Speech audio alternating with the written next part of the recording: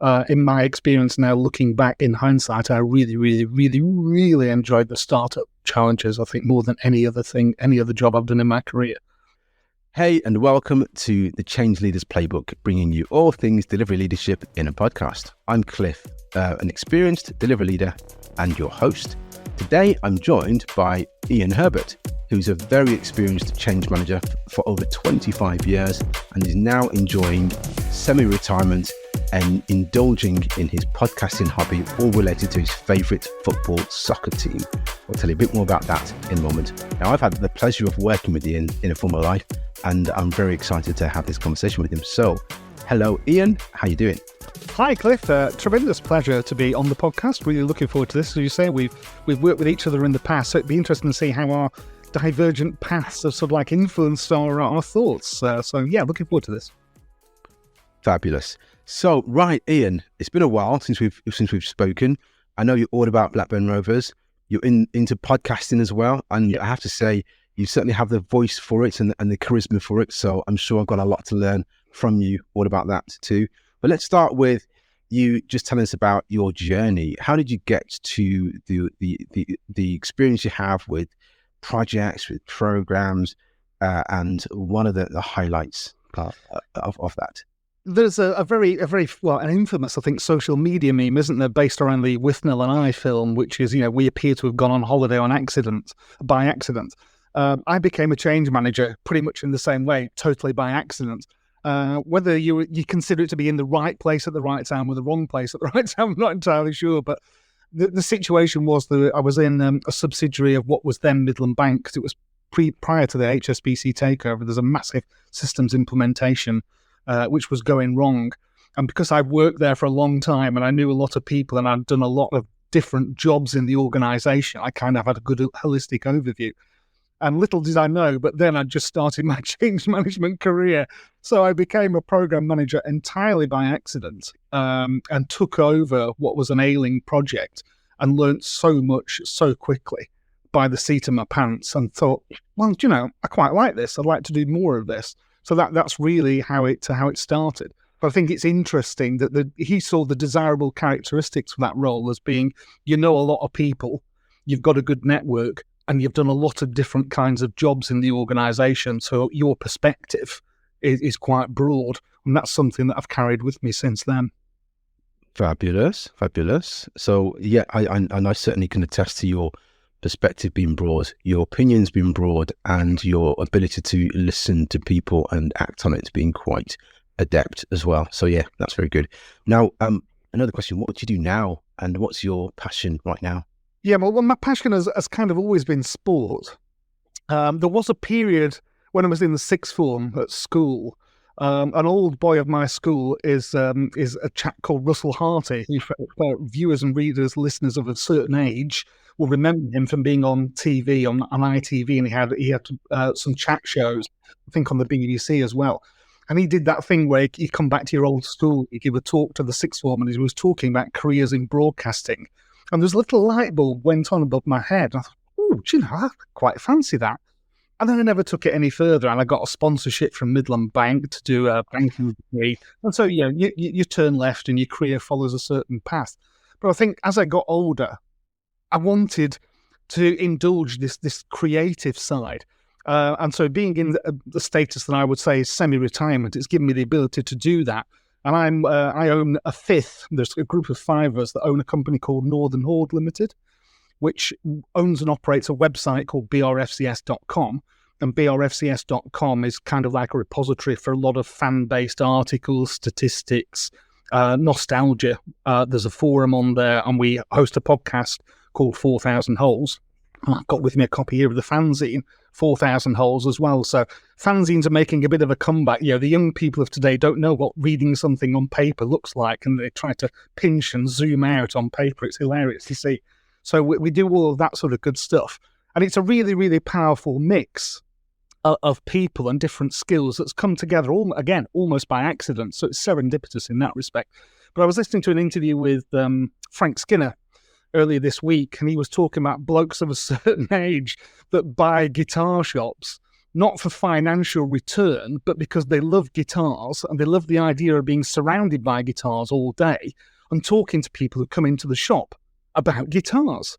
And 4,000 Holes and Blackburn Rovers is my guitar shop. That gives me the ability and gives me an excuse to talk to people at the club, to interview former players, managers, journalists, and just indulge myself in something that I really, really enjoy. So I will not retire to Barbados off the proceeds of the website. We do it entirely as a labour of love, but it's not. It doesn't really feel like a labour. It just feels like it's tapping into that creative mode. So if you are a Blackburn Rovers supporter out there, give us a listen. 4,000 Holes on Acast, Spotify, Apple, yada, yada, yada, all the usual outlets. And by all means, drop by brscs.com. Shameless plug there. Absolutely shameless. And very good indeed. Now, one of the things I recall about you and things that I think are really important is creating an environment for project teams to succeed, or program teams, or anyone that's delivering something meaningful to an intended audience in a market. You have a knack of creating an environment, a culture where that can thrive. And I just want to tap into that and start the conversation about what does that mean to you in terms of what is a culture, because it's a buzzword that's been bandied around a lot. What is a culture that's where success thrives? And then I'll go a bit more about how to define and create that. Yeah, I don't think I fully appreciated the importance of culture until you've experienced a bad one and a good one. And then you start doing some self-analysis about, well, when I did that role, working for that person, why was I deeply unhappy? I came home every night sort of with this grey cloud over my head. But when I did that job working for that person, what was it that made me come home and think, God, I can't wait to get back in tomorrow. I can't wait to get stuck into the challenges. And it came a point about really as a result of working for one particularly influential individual. This chap was a guy called Brian Carney, who was the former head of audit of Midland Bank, would you believe, who was a chartered accountant, who was incredibly entrepreneurial for a guy who'd had that role. And he was the founding FD at First Direct when First Direct was set up. And my path first crossed with him when he was sent down to the unit that I worked in with a mandate to close us down, which is interesting. So we had a management team meeting, and the first thing he said was, "Hi, I'm Brian. It's really lovely to meet all of you. I've been given 6 weeks to investigate whether this unit is worth carrying on. Have I got your attention?" Yes, you have got our attention. Right, I've met a few people. You all seem lovely people. Is there a business here that's worth saving? And he kind of like gave us the opportunity to display our passion and enthusiasm, why we thought the business. He said, right, we need to harness that then. How are we going to do this? And there was something about the way he approached the problem, the way that he built that team, and he galvanized us. And the support that he provided, and he would go into battle for us when we needed to, when we're hitting problems, that it was a joy to work for him. You felt there was nothing that you couldn't take to him as a problem, say, boss, I need some help with this. This is all, the culture of this business has to be all about putting the customer front and center, doing things for the customer better, faster, if possible cheaper, but not necessarily. If better and faster means they've got to pay more, then we're upfront about that, but we'll give good value. That was what he was all about. And he started talking about culture and wanting to develop culture. And at the time, I think I'd been on one sort of like junior management course that talked about culture. And they described it as the way we do things round here.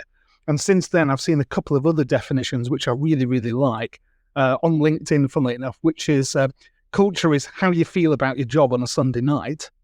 And again, going back to that, do I want to go to work tomorrow? I'm enthused and energetic. And it's how people behave when they think that nobody's watching.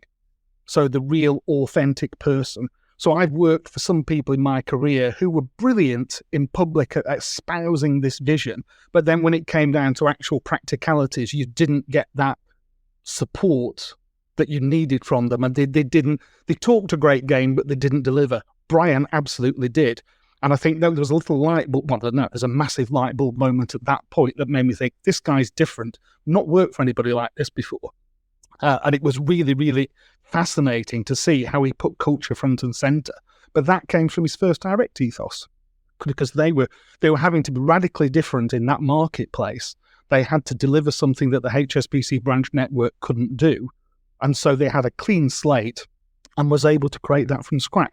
And the power of a good culture improves performance, reliability, staff retention, motivation, enthusiasm, energy levels, all of those things. So this is kind of important. I need to pay attention to that. I think that's where I first sort of like latched onto it.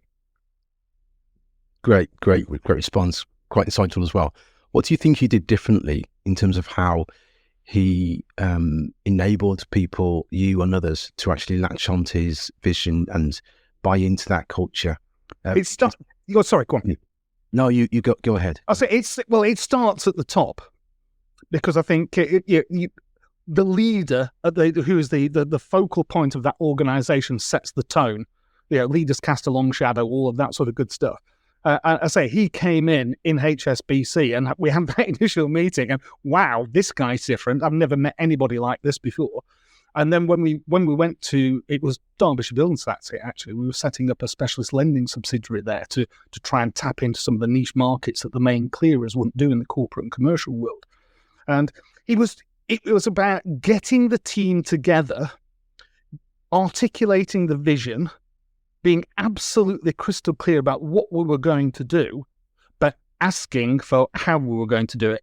So he didn't tell people how to do the job. He sort of said, this is the nature of the problem, and you're around this table to solve this problem.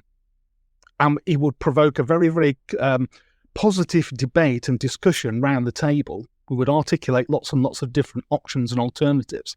And it felt like you'd been part of it. So I suppose it's like cabinet responsibility in that respect. You were buying in to the mandate from the top. So when you were taking that to your team and sharing that vision, there was a consistent message going across the business that we were really, really passionate about it. Brian always told a story about when First Direct first went live, about one of the agents in Leeds having a customer in massive distress on the phone. And sort of say, I've lost my credit cards, I've lost my wallet, I've lost my purse, I'm in Leeds, I don't know, what can anybody do to help me? And this agent felt sufficiently empowered to come off the phones, get into a car, drive into the centre of Leeds, draw £100 out of a personal bank account, give it to this customer at Leeds railway station, say, buy your rail ticket, go home, and then we'll sort all the paperwork out afterwards. Just get yourself home.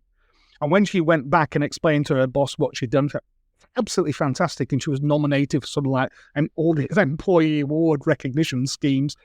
And there are people who said, well, that's outrageous. How could you just do that? How could you leave the phones? How could you? But she felt sufficiently empowered to put that customer front and centre, and was applauded, and her colleagues were happy to cover the calls while she went and did that. And an hour later she was back, and the customer was just so overwhelmed. The number of letters that she wrote to like the CEO sort of saying, this is amazing. So he will quote stories like that by legion, sort of saying, this is what good service looks like. This is what I want you all to feel, that you are empowered to make really good decisions that put the customer front and centre. He was also very strong in the early days of the management team in taking us off-site and getting us to learn about each other. Because one of his major concerns when he first came to HSBC was that we were all too nice to each other, and we wouldn't have the difficult conversations. So he sort of said, the culture I'm after isn't about being polite and courteous and never challenging somebody. It's about respect. But you've got to be able to challenge. So, salesperson, if you feel you're being let down by operations, you've got to be more demanding of the operations team. Operations, if you're being let down by IT, you've got to be more demanding of the IT team. And you've got to come together and galvanise and work out how you're going to resolve the supply chain, almost as it were. And he did that so powerfully, but so authentically. And if you were really, really struggling, somebody's boss was blocking, he would go and have those conversations and free things up. So he thought, this is great. This is great. We've actually got somebody who's articulated a vision, communicated it really authentically and powerfully. It mobilised us, energised us. And, it becomes viral thereafter. I think it's really, really easy then to get your teams on side and deliver what the customer really, really needs.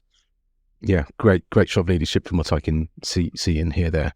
So I think that speaks to setting a clear vision, having a good view of what that looks like for yourself as a leader, and not being afraid to be demanding of people, but also giving them the empowerment to make the call themselves and use their own skills and Exactly. and abilities to find out how to go about doing the thing.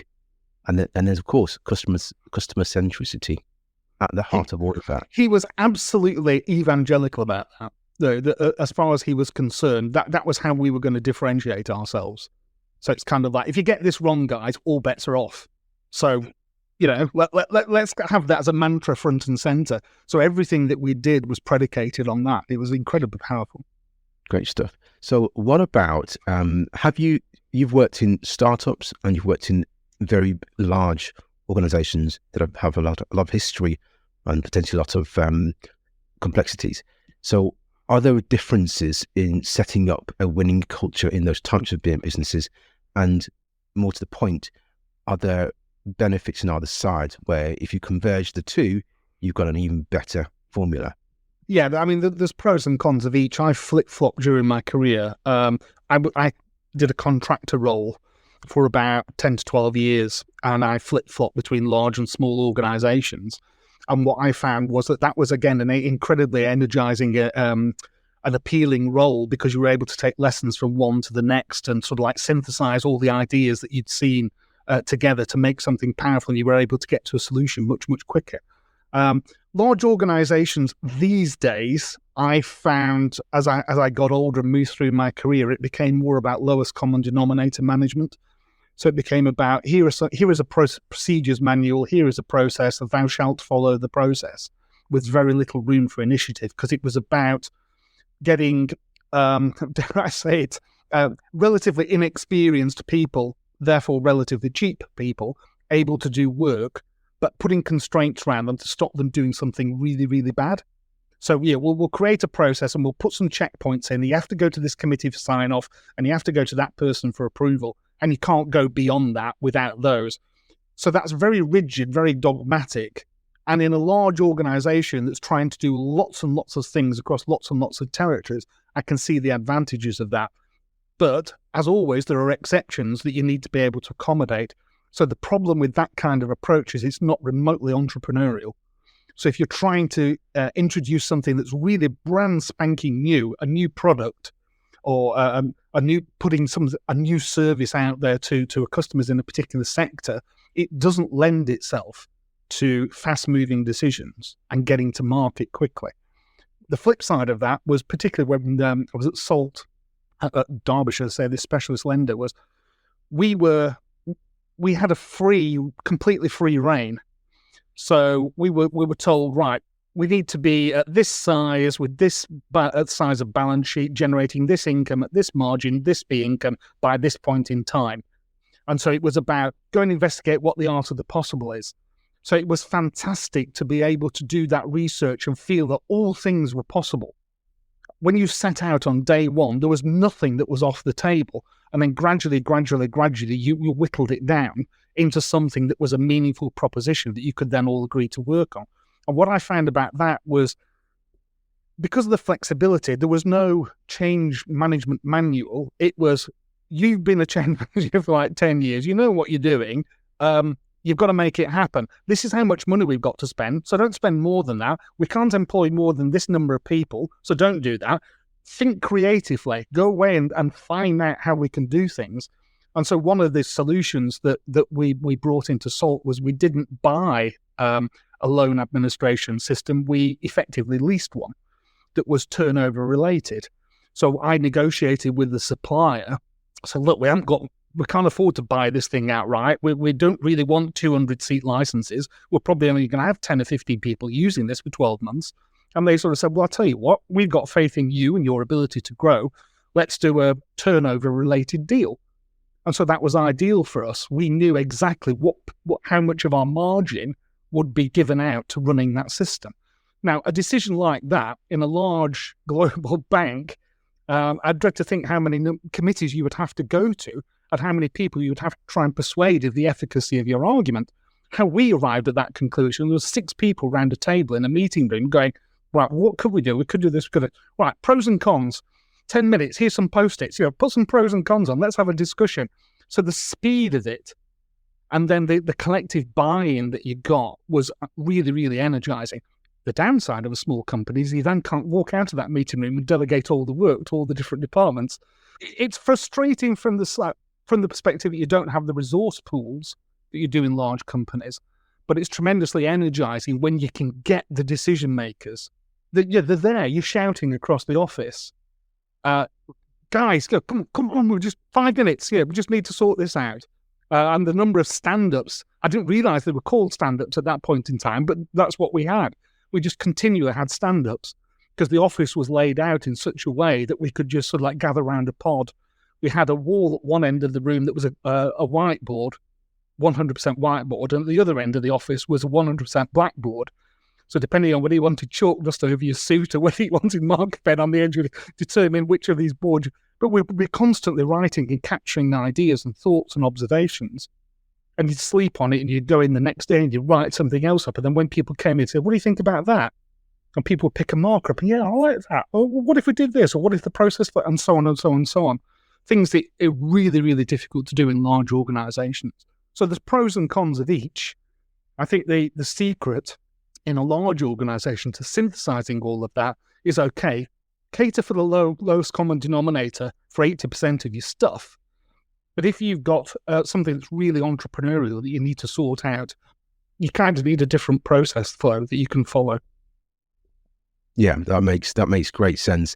And I think there's also a lot that can be said for organizations that have an arm or a team within the wider pool that is just given complete autonomy and permission to be entrepreneurial and to be creative and to almost remove some of the red tape to prove that it can be done, and then to use that as an opportunity to then enable the wider organization or wider teams to learn from that and filter some of that through as well. So another area I think is one of your strengths, and that's stakeholder engagement and the influencing side of things. So what do you think is important? 2 questions. What do you think is important in that space? And where have you potentially not succeeded? Just speak from personal experience there. Yeah, and you know what? Now I'm going to give you a chance to put me on the spot next one. So feel free to ask me. Yeah, but you can play back your examples and we'll see what's what. Stakeholder management. My approach, my style, such that it is, was based on Franklin Covey. The 7 habits of highly effective people. A bit of a war story here. When I was at HSBC, we had a salesperson who wanted to sell us a load of training courses. And I was quite into that sort of stuff at that time. I think I bought some airport reading before going on holiday, and people had seen the books on my desk. So they said, "Oh, you can go to the meeting." And I found it really interesting to the point where if they'd offered me a job, I would have actually left and gone, because this is really, really powerful stuff. So one of the 7 habits is seek first to understand and then be understood. So it's kind of like, before you go in and tell people what they've got to do and what they should be doing, just walk a mile in their shoes and that kind of thing. So I love site visits. I love being embedded in a business. I'm not an advocate of having a separate, independent change management function, because I think what you get then is ivory tower thinking. Most of the powerful thinking I've seen and I've experienced in change management has been when I've been in the line, when I've actually been working with the operations teams themselves. So I try to recreate that and go and see people and talk to them and say, well, what are your pressures? What are you under? Well, I've got to get 10% off the bottom line over the next 18 months, and I've got to do this, and I've got to introduce this, and this legislation's coming in. Right, okay. So where does my project fit in this? Right? Well, frankly, Ian, down here. Oh, okay. But it gives me context then. I'm not going to start making unrealistic demands of people that are busy on other stuff for all the right reasons. So I think building rapport, trying to understand the pressures that not just your sponsor, but everybody in their team, everybody in the delivery team is under, helps. And just like being a contractor, that was one of the things that I learned. Was the first thing you did when you went into a new role was to say to people, how would you do it? What are the problems here? How would you do it? What do you think should happen? And invariably a question like that would elicit response, well, I'll tell you. They'll pull themselves up in the chair and start wagging the finger, but you make loads of notes saying, well, that's interesting. And then when you've had 4 or 5 of those interviews, you get some consensus. about where the blockages are. So understanding, first of all. So I think a bit of humility. Look, you guys run this business. You're the operational managers. In many instances in my career, it wasn't false humility. It was, I have no idea what you do and how you do it. So teach me. Yeah, well, why are these things important? Why does that person need to do this thing in this way? Help me to understand. And then you could take those arguments back and act. So I found bringing IT and the business, particularly as two stakeholders together, has probably been one of the things I'm most proud of when I look back on my career, is being able to talk enough IT language with IT people to bring them to the party, and then bringing, almost like I say, hosting a dinner party, and you're bringing two people together and you're introducing them and explaining why they might find each other interesting company. If you can do that, then you've got some rapport. If you've got some rapport, you've got some empathy, you've got some understanding. That's half the battle. No, that's brilliant. I've not looked at it in that direction before about hosting a dinner party. One away. Now, sometimes though, in a dinner party, the meal might get burned. There's bad news to be given, and you've got to be prepared to give that bad news.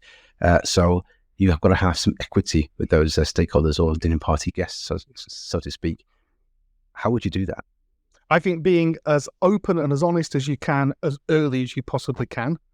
So say, if you've got an eye, well, first of all, the stakeholders deserve to know what's gone wrong. Very quickly, they will want to know why, but you might not be able to give that answer. You might have to buy some time. So say, this has gone wrong, not quite sure how yet, investigating that. If you know what the alternatives are in terms of remedy, you give those straight away. Not really sure how we're going to fix this either. I'll come back to you in an hour, a day, or whatever it might be, whatever's appropriate. But I think don't ever cover stuff up. No, I don't think any stakeholder will thank you for. Here's a funny story. 2 weeks ago, we had a problem. And you know what? The problem's got much, much bigger now. Anyhow, I'd like your help resolving it. Is not going to win friends and influence people. Again, I found that sort of say, whether it's walking past someone's desk, how's things going here?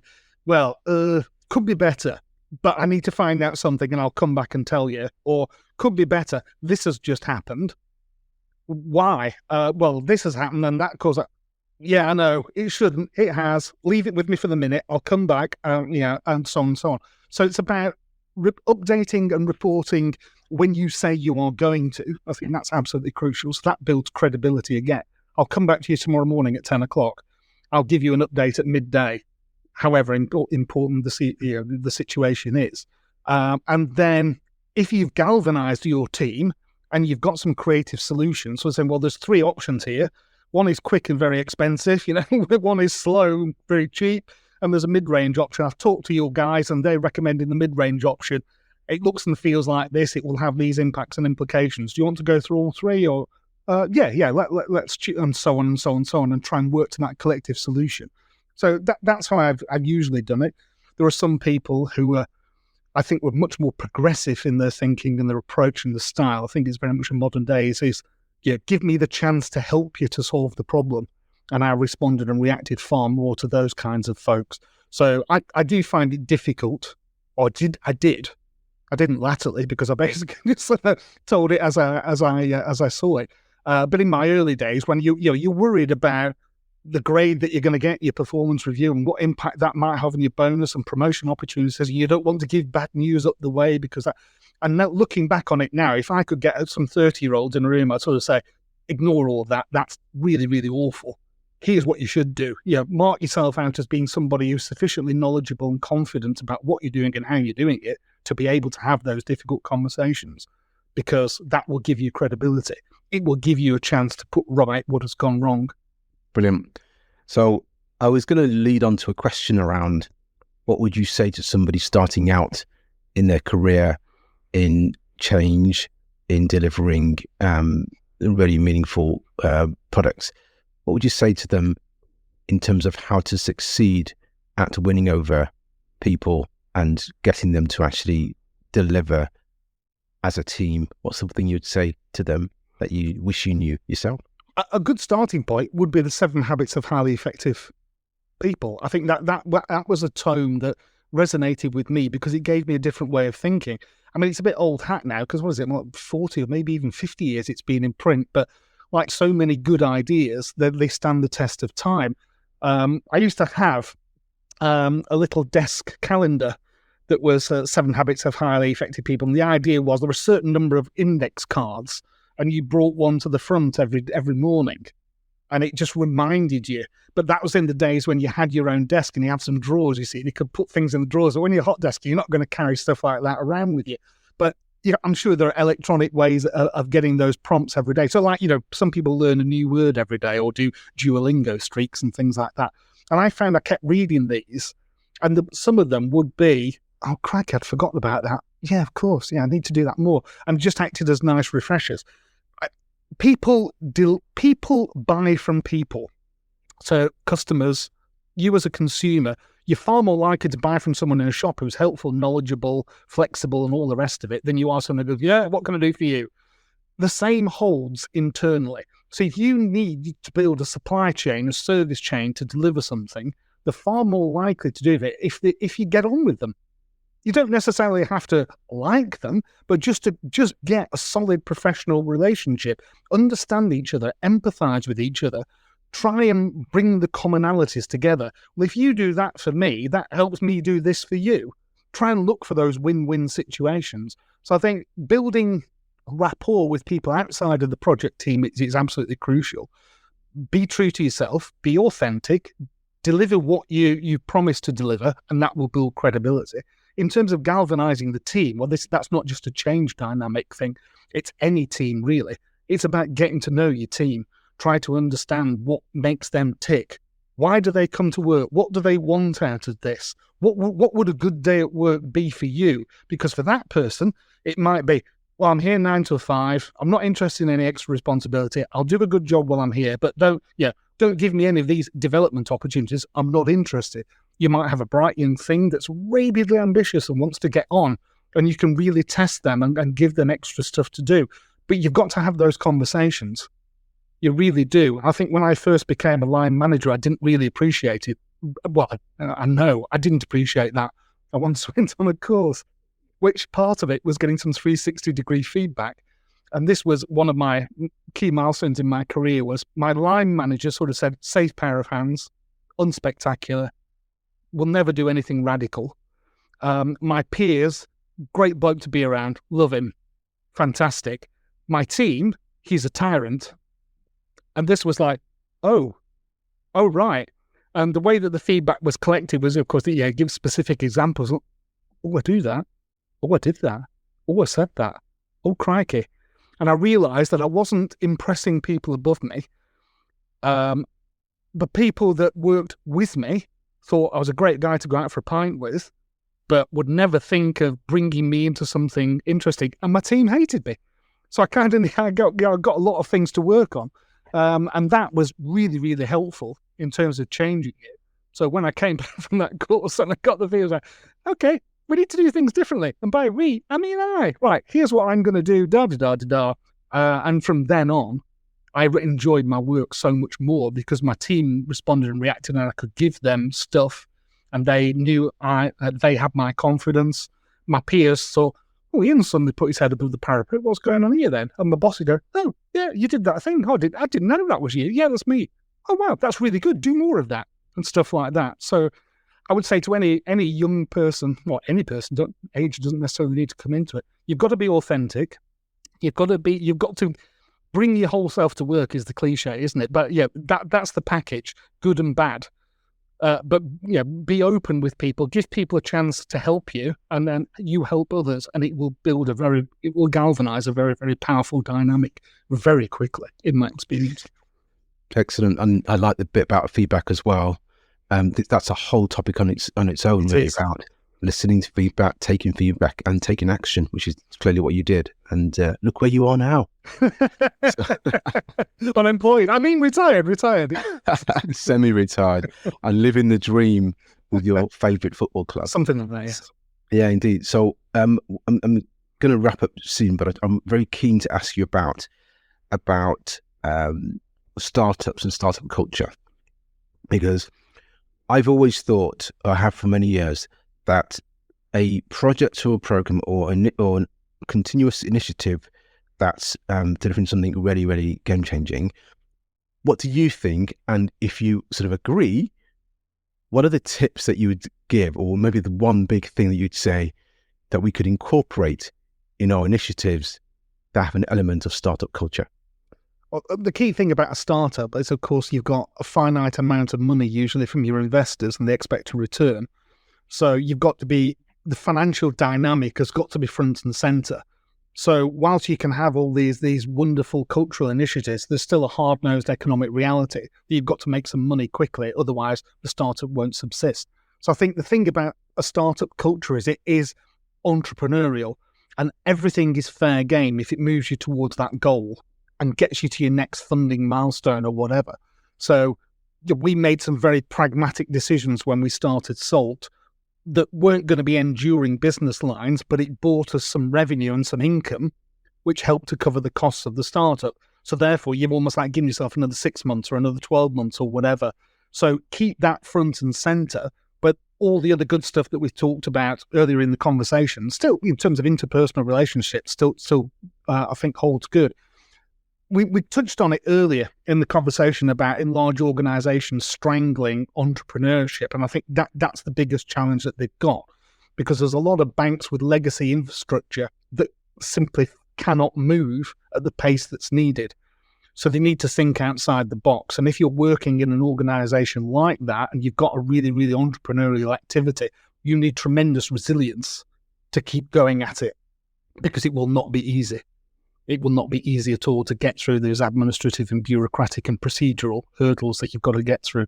So I think developing in a large organisation, developing that resilience, winning over some key influences quickly to your argument, and trying to build up almost like an army of people that are prepared to fight for that, is the equivalent of the startup culture that sort of says, right, we've got to get to this revenue target, this income target by this date. Here's different ways we can do it. Let's evaluate those and move forward. But they are different. They are markedly different.